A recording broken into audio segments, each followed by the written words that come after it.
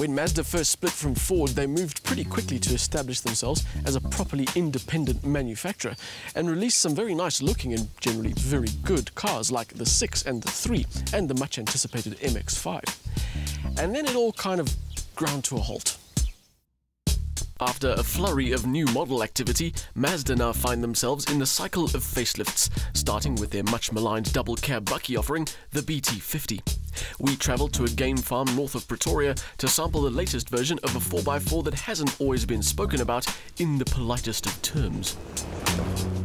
Not because it was a bad bucky, but because it was kind of funny looking. Mazda's design language works really well on road cars, but didn't really translate that well to something this size. But some subtle changes, particularly to the front end, have made the BT-50 a lot more convincing. It is less feline looking, which instantly gives it a little more muscle. The changes at the rear, which are all about the taillights, aren't as drastic, so there's no real change there. In fact, you'd have a hard time spotting the differences without an older BT-50 parked next to it. Redesigned side steps, some new wheels and new paint colours are the rest of the ingredients in what isn't exactly a thorough makeover, but one that was definitely needed. Interestingly, Mazda have canned the idea, for now, of multiple body styles.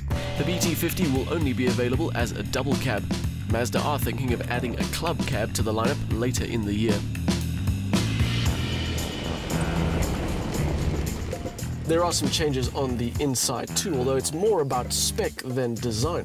It is still quite reminiscent of a Ford in here, thanks to their insistence on using lots of buttons and some shared parts. This top spec SLE version gets a fair amount of tech and good comfort. Leather seats with electric controls for the driver, dual zone climate control, multifunction steering wheel, Bluetooth and USB are part of the package.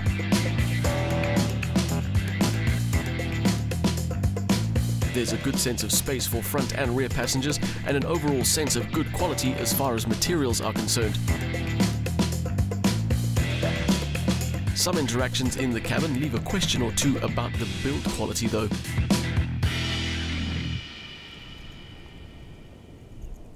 This facelift isn't just about cosmetics though, there are some new models available. The 2.2 litre diesel double cab 4x2 is now available in SLX spec, and there's also a version with an automatic gearbox. We're driving the 3.2 litre 4x4 double cab, which is still top of the pile. It still puts out 147 kilowatts, 470 newton meters, and it still feels good. Our test car didn't have the benefit of too many kilometers on the clock, less than 1,000, but it still felt capable. And the 6-speed automatic gearbox was as good as expected. The new BT model lineup means the 3.2 litre is the only motor available with a 4x4 drivetrain, although there is the option of either a manual or an automatic gearbox.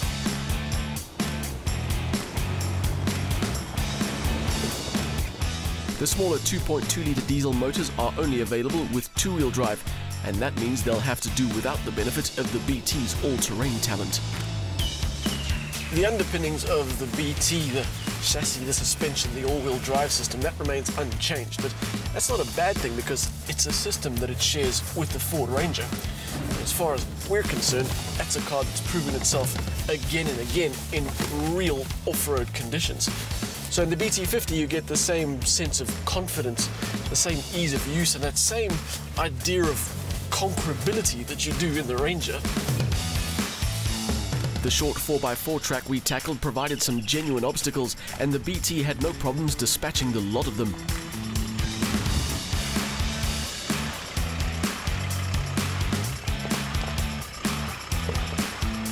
With low range as part of the package and decent clearances all round, there aren't too many places that are off limits for this buggy. Chances are your commute to work doesn't require low range though, so like all modern buckies, the BT-50 needs to be as refined as possible. And in everyday driving conditions, it should be fine because on these very corrugated roads with its pebbles and small rocks, it does stay quiet and it is very comfortable.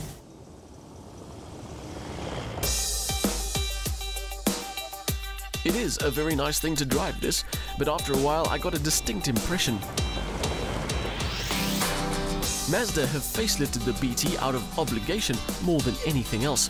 This car feels very much like they're going through the final motions of a relationship that's ended, and they can't wait to finally ditch the Ford influence and the parts and get on with building a bucky of their own.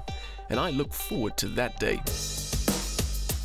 Mechanically speaking, there wasn't a lot wrong with the previous generation Mazda BT-50.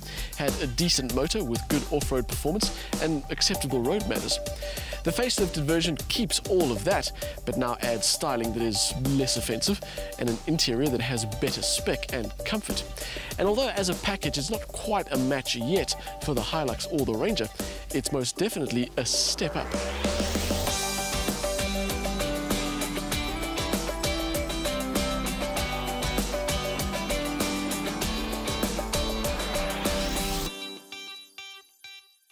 As far as facelifts go, the BT-50's procedure is a fairly basic one. The styling adjustments are subtle, but the effect is obvious, and some additions to the interior have made it more upmarket and comfortable. The model lineup consists of just 2 engines and 1 body style, but it's as capable as it ever was on and off the road, and packs decent value as part of the package.